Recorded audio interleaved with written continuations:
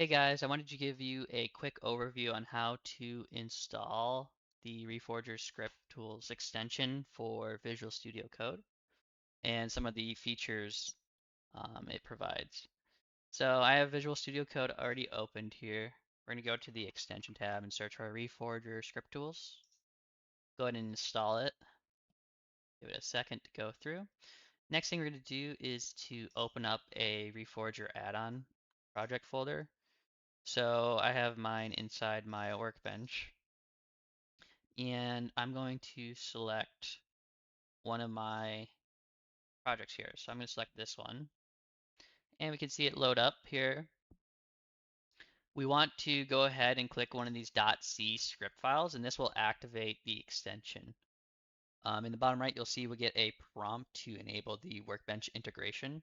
So this will enable a bunch of features with the MCP server and indexing, along with some like script validations.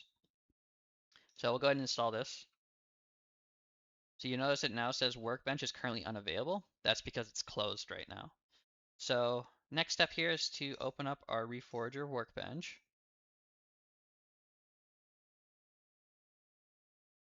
In the projects list here, it is very important that you have any projects you want to be indexed in here.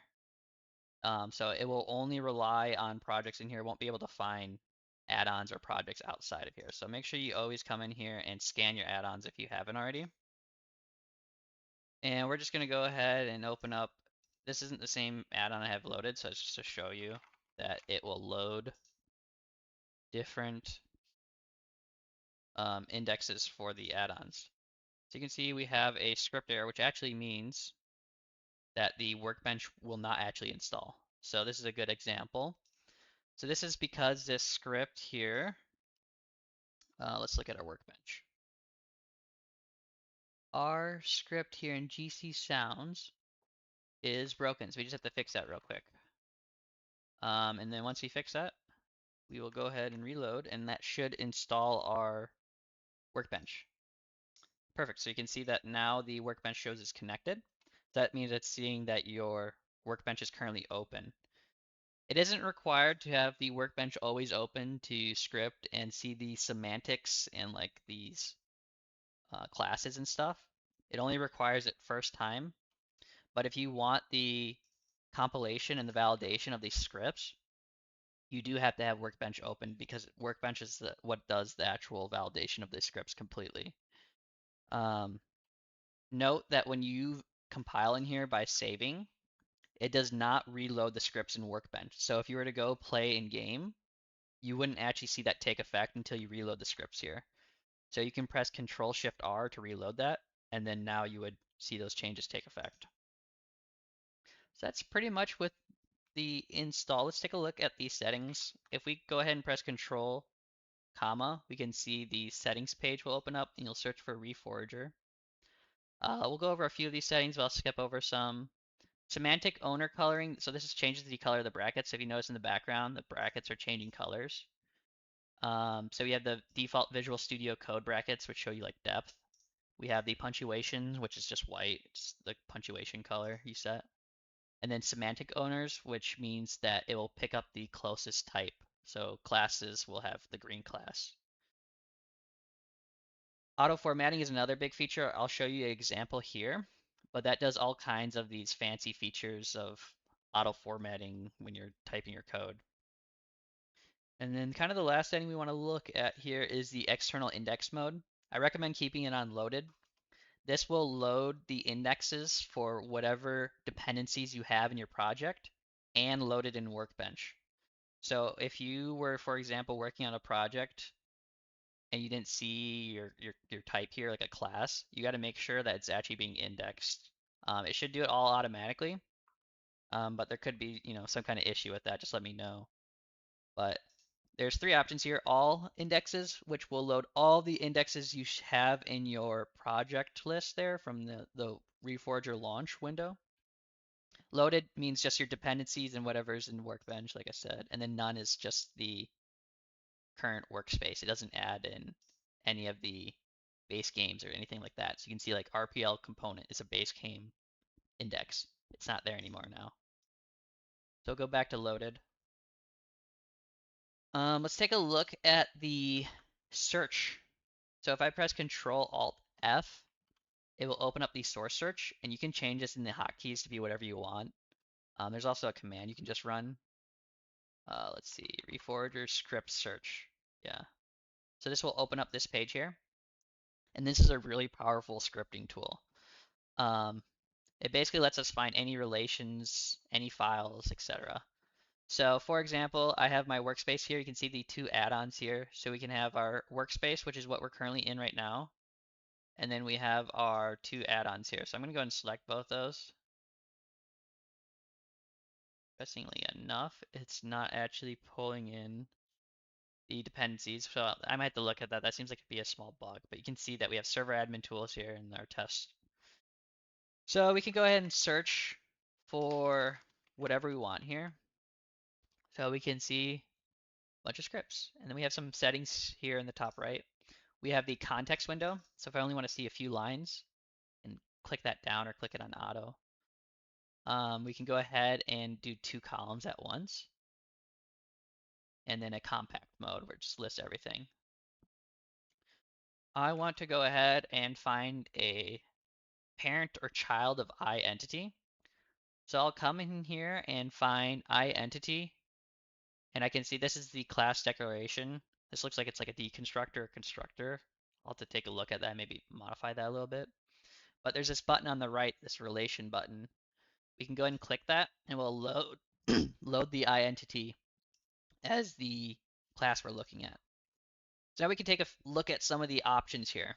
So I want to check out what is a children of iEntity, and we see that we have generic entity show up, which is inherited by iEntity. Well, inherits iEntity. So that's really cool. We can go ahead and click on it and preview it, and it'll bring us right to whatever we were looking at. We can do some text searches. This is really cool. So you have a few options up here in the top right. You have match case, match whole word, and you can use a regular expression to search for text. So this does not search relations or anything. It just straight up searches the specific text. So you'll see here we can see iEntity, a bunch of stuff here. One of the cool things is the wiki is searchable here. So we can go ahead and select the wiki, and we can see all mentions of iEntity here.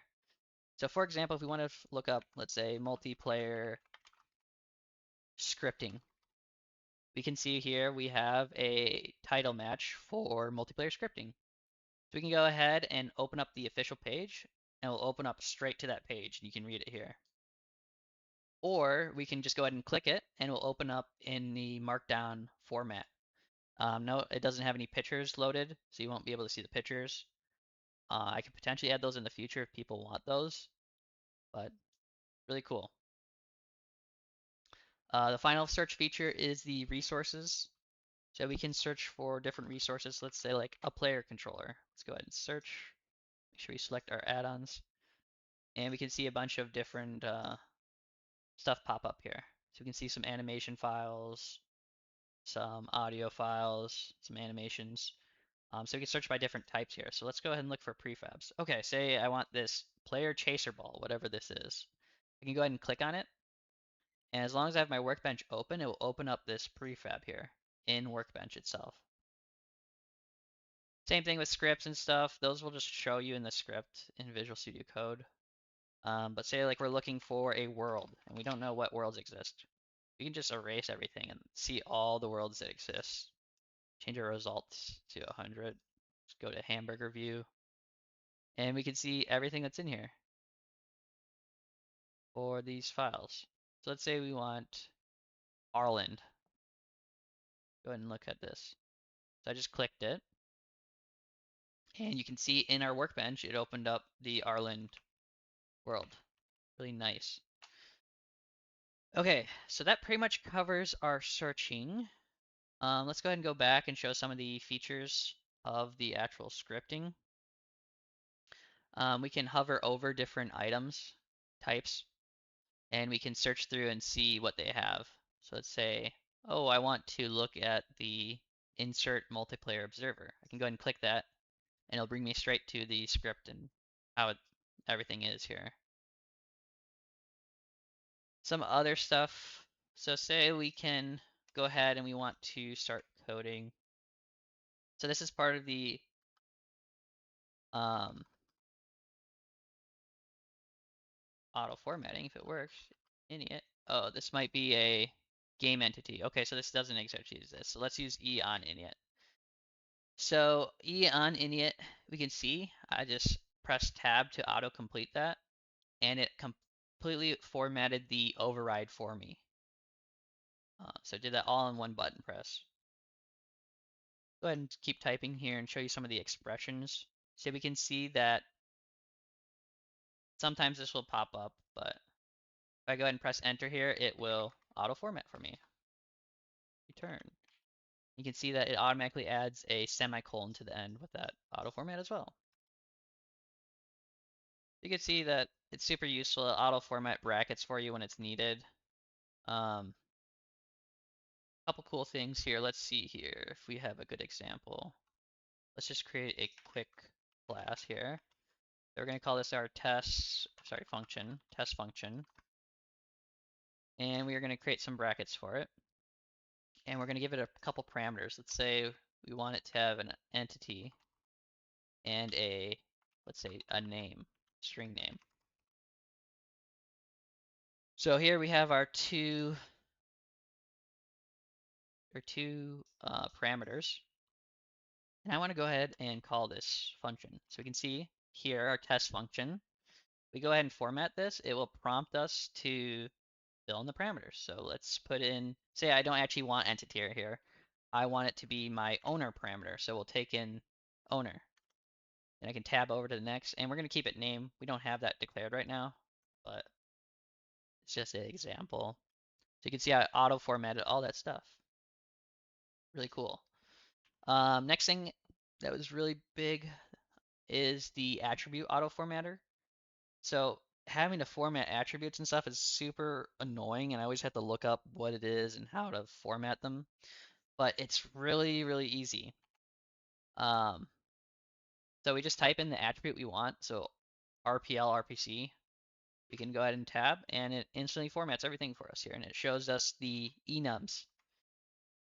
And boom, done in 2 seconds. There's a few other features I might have missed, but that's pretty much the gist of it. If you have any suggestions or features you'd like to see, let me know. Send me a message on Discord, or you can open up a pull request on GitHub and I can review what your changes. But that's the big gist of it. It's really nice. A lot better than the Workbench script editor. The Workbench script editor is always like super slow, laggy, especially if you're working with a lot bigger add-ons.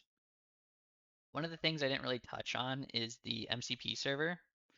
So use at your own caution, but there is a exposed MCP API on the GitHub. You can kind of read the documentation and see what's up with that and try to test it out. I'll be implementing a little bit more support towards it in a later date, but it's in and it does function. So try to use it and mess around with it. Other than that, I think we're basically good. I wanted to make sure that you saw the output for the compilation. I can't speak.